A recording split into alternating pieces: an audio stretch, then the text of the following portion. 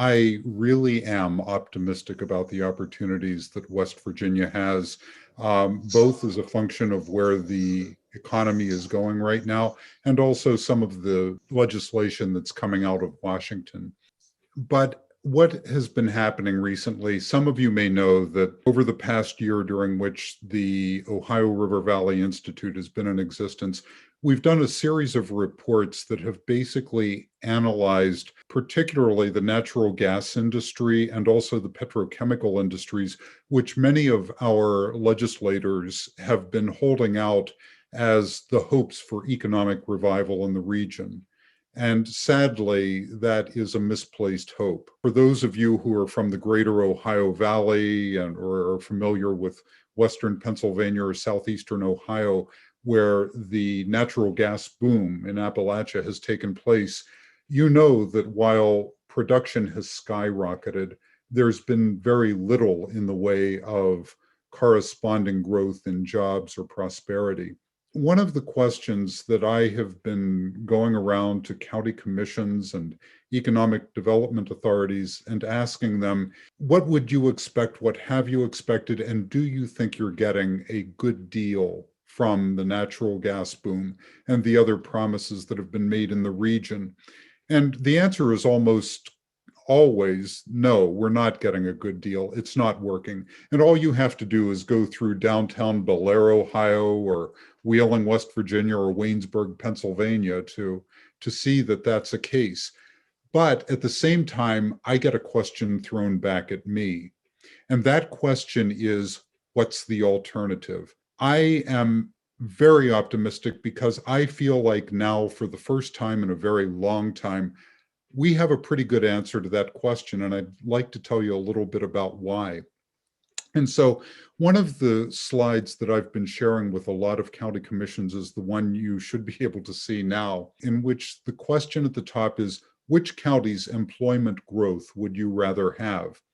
And in 2014, the slide depicts a chart for 6 counties that had experienced negative employment growth over the previous 16 years, going back to 1998. 4 of those counties, the ones in red plus Belmont County in Ohio, became natural gas producing counties during the fracking boom. Also, one of the counties listed is Beaver County, Pennsylvania, where the Shell ethane cracker plant is being built right now. And you can see that all of those counties saw flat and or negative job growth for an extended period. In fact, there never was a spike in jobs in those counties. But there is one county that stands out. It's Lewis County, Washington, in dark blue, which didn't host a major natural gas or petrochemical expansion or any other major chemical expansion, but it alone saw significant employment growth. And that's why, by the way, going back to the map that Jeremy just shared a few minutes ago, if you look in Washington state, you'll see that there's just one county highlighted as a coal county. That is Lewis County, Washington. You'll also see that it is one of the whitest counties, meaning the color on his map, which means it's one of the least economically distressed. What I'm about to describe for you is why. First, you have to understand that in the natural gas boom, between 2008 and 2019, counties in Ohio, West Virginia, and Pennsylvania saw a huge explosion in economic output as measured by GDP. And a lot of times we'll hear the governor and various legislators talk about it. And we've even heard the head of West WVU's business school talk about an economic miracle taking place. Well, it was if you were in the natural gas industry. But when you look at the measures of economic prosperity that we usually expect to accompany economic growth, none of them happened. The region is highlighted in yellow in this chart, showed a below average increase in personal income, almost no increase in jobs, and a net loss of population throughout the region. And so one of the questions was, how could all that money that was invested, and it is a lot of money, literally over $200 billion in the region, how could that much money be invested in a region and not produce job growth? Well, there are a series of reasons, and they're very disturbing reasons. I won't go through all of them here, but what I can tell you is that the reasons are structural, which means regardless of how much the petrochemical industry or the natural gas industry grows, it will continue the trend that it has exhibited over the past decade, which is economic growth without corresponding increases in jobs and prosperity. And that's partly because these industries are among the least labor intensive in the US economy. Of the jobs that are created, many go to out-of-state workers, and all but a tiny fraction of the revenue that they generate migrates to management and investors who live outside of the region. In other words, it is the very definition of the resource curse. What's good news is that we have an alternative to that kind of economic growth as represented by Lewis County, Washington, or the Centralia Micropolitan Statistical Area. Centralia is an old coal town of 18,000, and it's the hub of a micropolitan area of 80,000. In 2006, Centralia lost its largest employer, a coal mine that employed 600 workers. Then it learned that by 2025, it would lose another major employer, a coal-fired power plant that once employed 370 people. And that's a scenario that a lot of you have heard. Those of you who may live in Marshall, Ohio, and Wetzel counties are actually going through exactly this scenario right now with respect to the Mitchell coal-fired power plant there. The difference is that in Centralia, beginning in 2016, distribution of $55 million in economic transition funding began.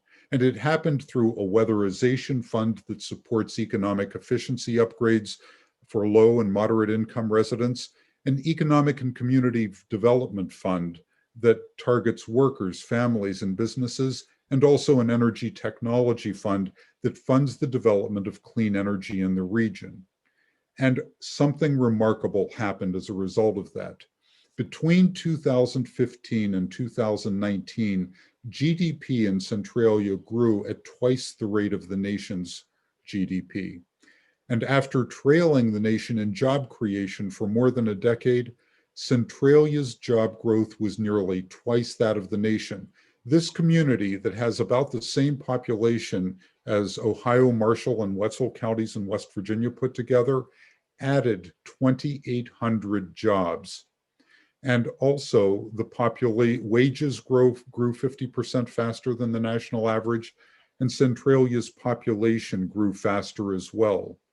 And there are a variety of reasons that all of these outcomes happened, but most of them circle around the fact that energy efficiency in the education sectors in which grant funding is highly concentrated are highly labor intensive.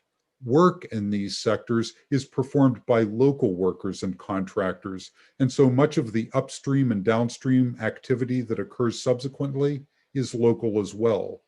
The grants leverage existing businesses and programs. They stimulate added investment from homeowners and business owners, which compounds by 3 to 4 times their impact. And also, and importantly, the grants are annuity producing because increased energy efficiency reduces utility bills, it puts more disposable income in the pockets of residents, and it continues to do so for years and decades. And finally, the model is these jobs are shovel ready. When we talk about energy efficiency in education, you can start spending tomorrow and the benefits begin almost immediately.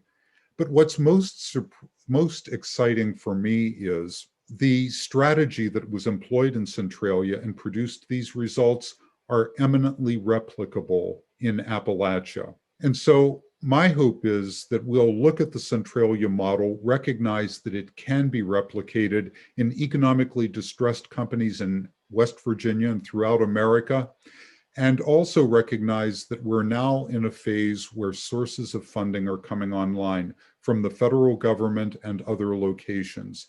And I hope to be able to talk with many of you in the future about how your local counties and communities might be able to take this model and apply it locally to generate true bottom-up growth that is sustainable and that allows West Virginia to ride the wave of clean energy transition rather than trying to fight it.